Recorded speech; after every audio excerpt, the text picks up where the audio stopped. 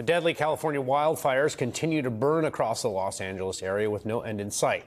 The state is already working on a plan to rebuild. Tonight, MSNBC's Jen Psaki was in Altadena, California, where she spoke to Governor Gavin Newsom. They discussed the process of rebuilding, the attacks and misinformation coming from President-elect Trump, and threats by Republican lawmakers in Congress to put conditions on emergency aid. House Speaker Mike Johnson suggested additional aid might have to come with certain conditions. Senate Majority Whip John Barrasso said he expects funding to have strings attached. Senator Tuberville even said California doesn't deserve anything, saying, quote, unless they show us they are going to make some changes. You have been here on the ground in communities for the last week. What is your reaction to the response from leaders in Washington?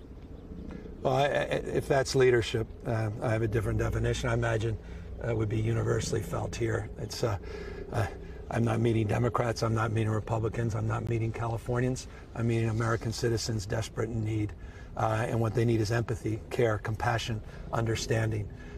They need support, not rhetoric, not strings attached. I mean, I met families who lost not only their home, but their business and their church, their sense of self, place, community.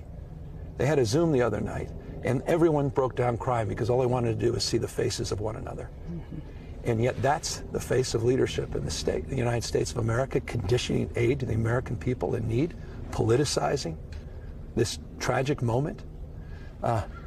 So I'll spare any more commentary on it, except to say I would encourage these people. They're human beings, they're parents. I respect that. Come out here, visit with these folks. And let's have a conversation after that. I'm more interested from you in how damaging it is when you have somebody with that type of a platform who is next week going to be the president of the United States is injecting inaccurate information about the worst wildfires in American history. Let me answer that by thanking President of the United States, Joe Biden, who within 36 hours supported a major disaster declaration by text. Within a few minutes later, committed 100. He could have just committed 75%, 90. He said 100% of all the costs for disaster recovery. That took the time to meet with first responders, was here on the ground. I want to thank President Joe Biden. And then I want to offer that as an example to the incoming president of presidential leadership, a president of the United States of America, being here for the American citizen. He didn't ask me, is this a conservative part of California, Altadena? Did they vote for me? What, he didn't ask for his staff to look at the last election and see how many were for Kamala or how many were for Donald Trump. He said, pal, you got it. We have their backs. Express empathy. I have firefighters that went up to him and they had tears in his eyes after meeting Joe Biden, who was consoling them. I think that's an example for the incoming president.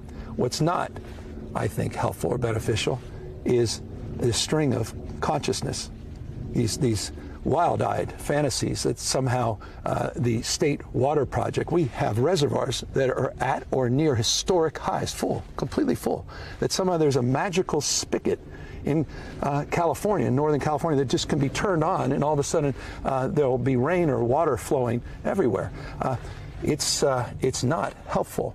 It's damaging to the very foundation of the notion of what are facts, what are truths. And the fact of that asymmetry, that's profound and consequential, amplified by people like, let's be candid, Elon Musk and others. And that 1-2 punch is real. And it's not just about this fire. As our hurricane force winds of mis and disinformation that can divide a country on a myriad of issues, this is serious.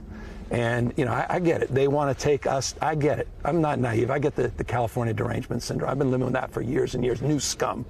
The same 7th grade. I remember the guy on Baltimore Avenue that called me new scum. I was in 7th grade. I can handle that. We'll leave that aside.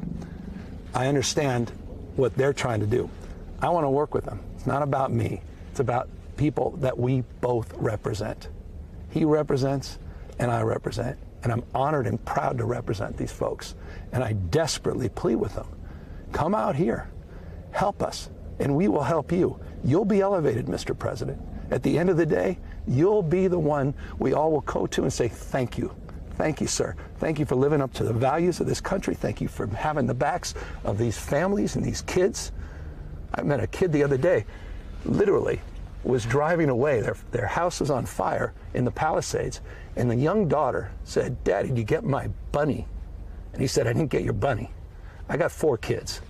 That's what I hope that President of the United States, President Trump, has an opportunity to meet with that family. And Jen Psaki, host of Inside with Jen Psaki here on MSNBC, joins me now. Jen, great interview today. Hi, Chris. Let's talk first about just your sense of right now. So there's sort of 2 stages, right? Like, they got to get the fires under control, and it is very difficult, if not impossible, with the winds going as they are. What your understanding from the interview is about how feasible that is, and if there's a time frame they can even put on it. Well, we talked about that a little bit in the interview, too, Chris. As you mentioned earlier, there is an expectation of increased winds overnight. We talked about the preparations they're putting in place for that. He has what he needs in preparation for that. But there are 2 stages right now. There is dealing with the weather and Mother Nature, and then there is also planning for the recovery and the rebuilding, which is happening at the same time. There's 100,000 people who have lost their homes, people who have lost their schools, lost their churches, lost there's also predatory behavior that's happening out there that he's learned from people in the community as well. So these are all of the things he's navigating. We talked about all of them.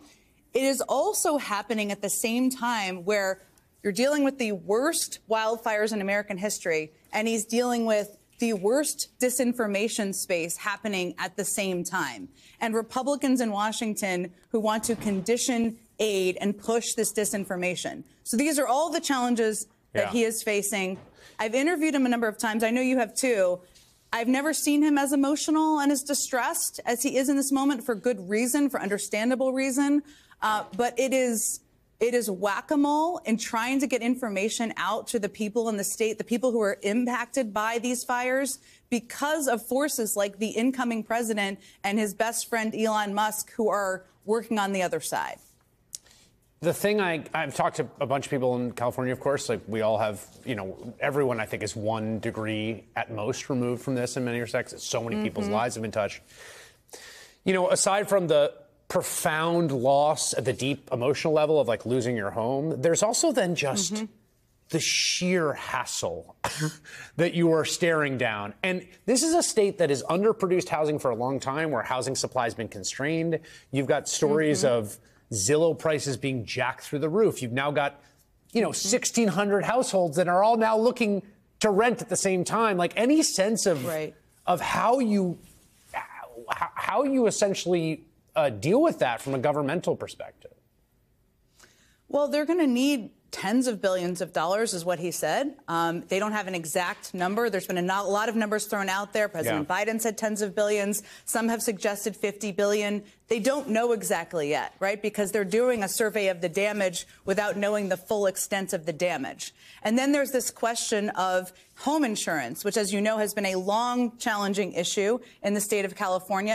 Major insurers pulled out of insuring homes in California. They have a program in California, but is that going to have enough funding to cover the cost of what everybody needs? And how long is that going to take? And it's going to take months and months and months even to clear the debris and clear the damage. The other tough question I know you've talked about, Chris, and I talked with the governor about are there tough conversations that need to happen about where you can rebuild, which is difficult. Some of these communities have tremendous, Altadena is one of them, histories, right? And is there going to need to be, in addition to the funding, a response from the federal government that is like in the years after Katrina, which we talked about as well, which is rebuilding the infrastructure and the waterways and making sure that it's safe to build upon. So those are all of the challenges, and that's the stage after containment, after these fires are stopped. Those are all things that he and the government are certainly contemplating at this point in time. Did you get a sense quickly, just in the last minute here, of how much the sort of national conversation matters there, or is it just such a different situation on the ground that, like, the nonsense on cable news doesn't penetrate? I mean, by nonsense, do you mean the suggestion that aid should be conditioned and that they don't deserve assistance, that kind of nonsense, that kind of stuff? I think what we talked about a bit also was the role of somebody like Elon Musk, who had to, firefighters had to explain to him what the facts on the ground are. That's what they're dealing with. So it doesn't feel good. And we talked about this, too. When you've lost your home, you've lost your school, you've lost your church, your place of worship, and you are dealing with absurd political debates when that has never historically been the case. I mean, Louisiana is a place where, and he talked about this, he was proud to support funding after Hurricane Katrina. Mike Johnson is a person who's saying aid should be conditioned.